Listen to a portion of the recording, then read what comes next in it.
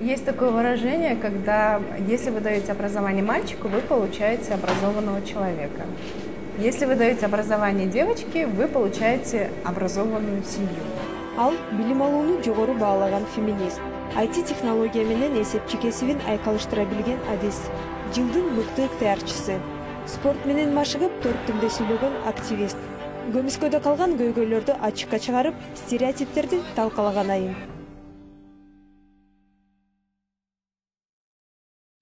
31 жаштагы Сия кесиби боюнча экономист. Ал Бишкектеги банктардын биринде программалык камсыздандырууну тестирлөө бөлүмүн жетектейт. Я работаю в сфере IT. Мен IT технология жаатында эмгектенем. Кайсы бир убакка чейин муну эркек кишилердин кесиби деп эсептешкен. Бирок чындыгында андай эмес. Мен курска окуганы барганымда тайпада жалгыз кыз болчумун. Бул мага окуп, сертификат алышыма эч кандай тоскоолдук жараткан жок. Окуу өтө кызыктуу болду. Менден көпчүлүгү сенин кесибиң экономист, технологияга байланышы жок деп сурашат. Сен кантип IT технология жаатында иштейсиң дешет. Бирок менин экономист кесибим менин ишимде чоң жардам берет. Мен банкта иштеген үчүн мобилдик тиркемелердин баары эсеп, баланс менен байланыштуу. Менин билишим акча каражаттары тууралуу кошулуп алынышын текшерүүгө жардам берет. У нас такая очень активная. Ей 67 лет, но она форода с каждой молодой. Сүрөттөрдө рак оорусу менен күрөшүп жаткан аялдар.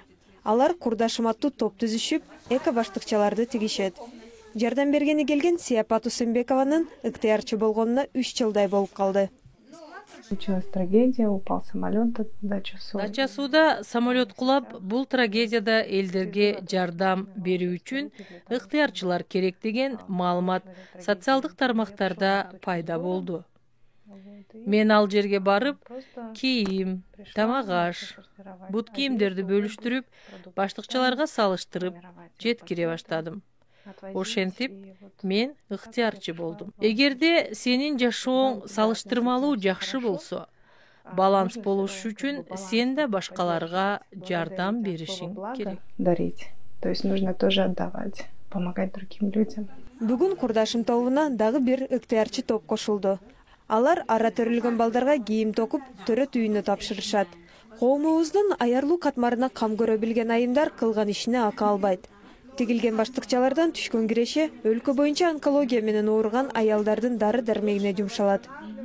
Жаш келиндер көйлөрү диагноз коюлгандан кийин эмнегедир коркуп, чыдабай, кыйынчылыкка чыдап кетип атышат аялдарын. Анан балдары кичинекей, өзү же ата энесине бара албай, ата энеси в основном, карыган кишилер болуп калат. Анан негизи онкология абдан оор дарылоо. Финансовый жактан каражат көп кетет, моралдык жактан анан абдан көп учурда жардам керек болуп атат да, анан жалгыз калып калып атат да ошо аял кишичи. Негизи коомчулукта аял кишиге кайдыгердик мындай мамиле экен. Хотя көбүнчө биз мусулман болгондуктан Куранда да эле Кудай өзү аял кишини, энени абдан жогору укугун койгон, бирок ошондо дагы почему-то вот биздин коомдо аял кишиге мындай көп жардамы жок да. Сия англис, француз, немис тилинде эркин сүйлөйт. Учурда программалоо тилинде өздөштүрүп атат. Анын жумушу программисттер даярдаган программаны тестирлөөдөн өткөрүп, колдонуучуларга максималдуу түрдө ыңгайлаштырып берүү. Платежный терминал. Сейчас, на сегодняшний день, это обыденная вещь в нашей жизни. Төлөмдөрдү кабыл алчу терминалды кантип колдонуу керектигин азыр бар эле билет. 15 жыл мурун бул жаңы чыккан кезде иштөө алгоритми мындай болгон. Биринчи келип керектүү кызматты терип, анан акча төлөгөндө чек чыкчу. Элдер аны билишкен эмес. Келип кызматты тербей туруп эле акчаны төлөп коюшкан. Ошентип терминал жөн эле акчаны алып койгон. Себеби программисттер алгоритм кантип иштешин билбей тургандыгын эске алышкан эмес. Азыр мисалы кызматты тербей туруп акчаны терминалга салсаң, ал кабыл кылбайт. Менин ишим ушундай нерселерди тестирлөөдөн өткөрүп алдын алуу. Терминал взял эти деньги, положил в кармашек и все.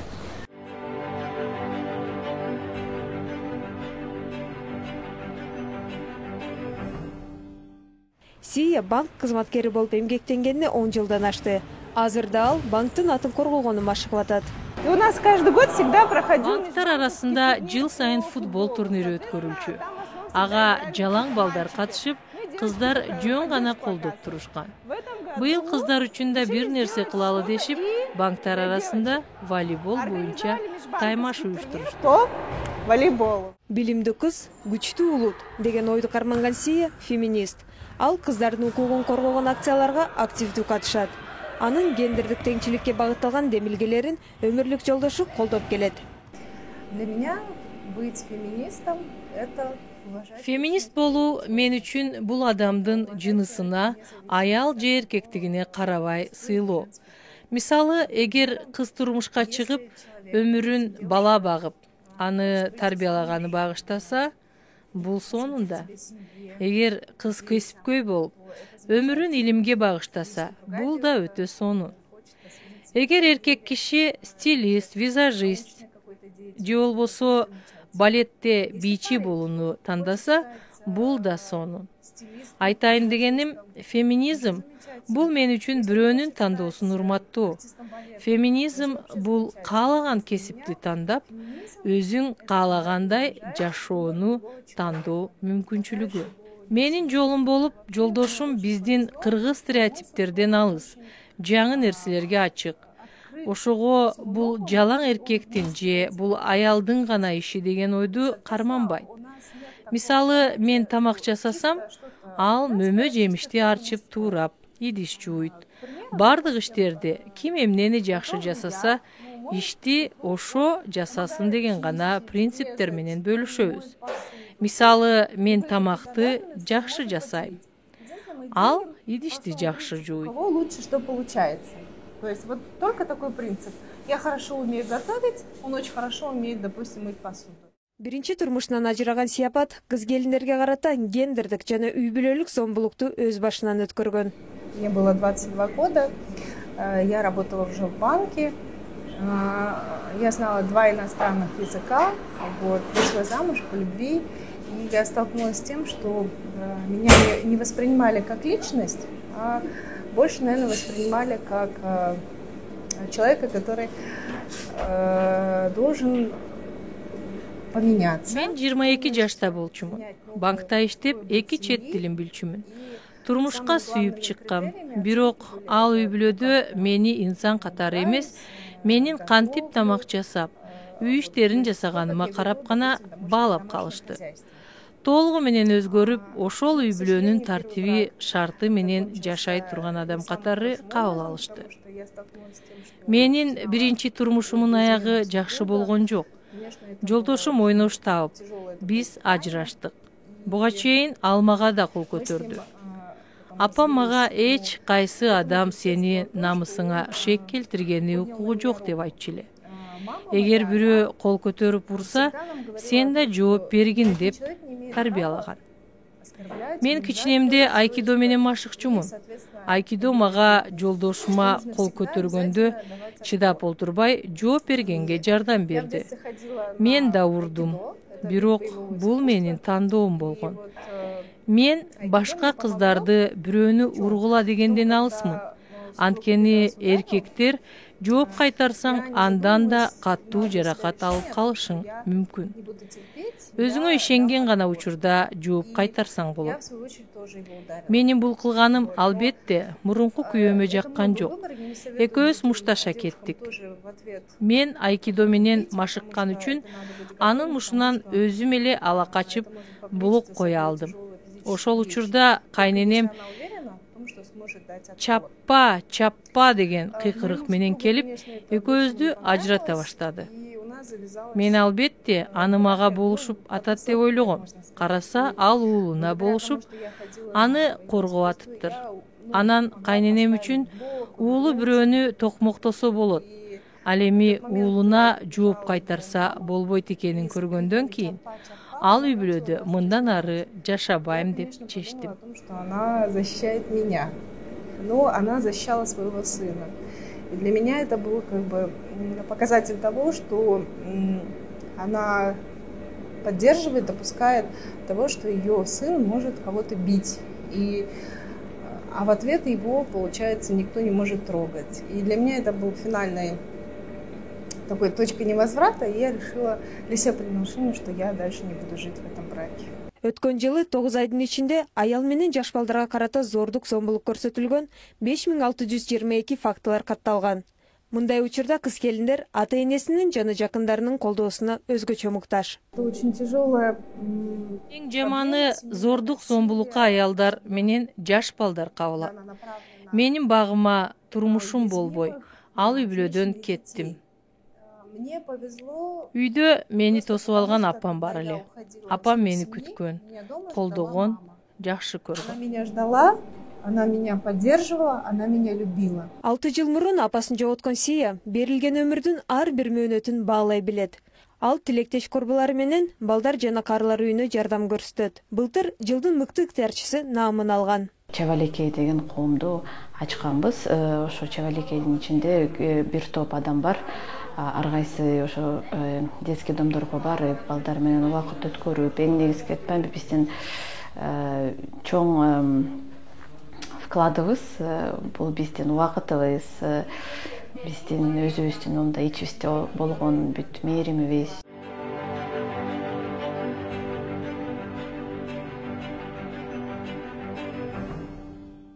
Жеткиликтүү карта, майып арабада отурган жарандар үчүн атайын мобилдик тиркеме. Аны иш жүзүнө ашыруу үчүн ыктыярчылар Бишкектеги бардык көчөлөрүндө байкоо жүргүзүп келишет. Биз мониторингти, мисалы бизде бир өзүбүздүн тобубуз бар, бир группа.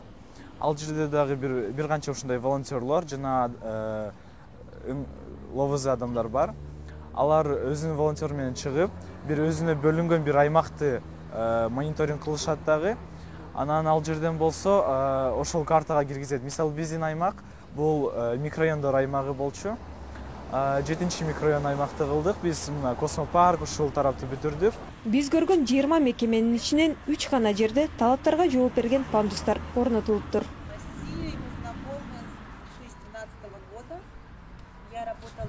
Сия менен мен 2012-жылдан тартып таанышпыз. Мен да Бакай банкта менеджер болуп иштегем. Сия ар тараптуу инсан. Ал көптөгөн ыктыярдык иш-чараларга катышат. Ал адамдарга жардам бергенди жакшы көргөн адам. Жакшылык кылган позитивдүү адам. Анын жанында өзүмдү аябай ыңгайлуу сезем.